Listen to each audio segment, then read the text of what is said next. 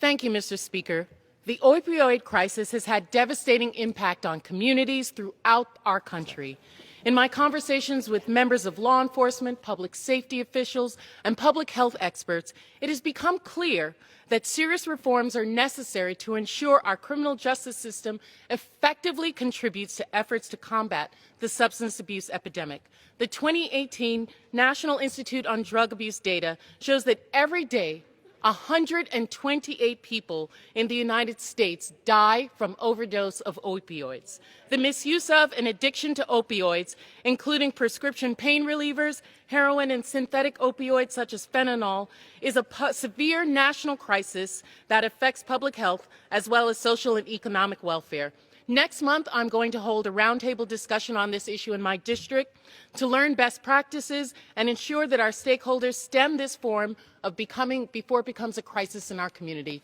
I'm going to use the measures that my Democratic colleagues instituted to bring that to our community to make sure that it does not happen in the Virgin Islands.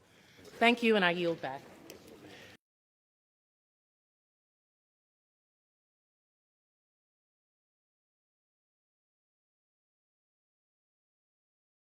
Thank you, Madam Speaker. This is a time of unprecedented opportunity to rebuild our highways and roads as well as harden our utilities and infrastructure.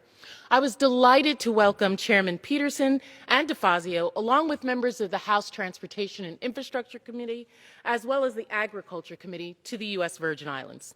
Members were able to meet with FEMA officials to discuss the territory's disaster recovery progress, objectives regarding housing, power, education, and project obligations and formulations. The delegations toured the hospital, school, Arthur Richards School, Alexander Henderson School, as well as a STEP home. Members of the Agriculture Committee with local farmers, officials, USDA representatives discussed challenges and opportunities for agriculture in the Virgin Islands.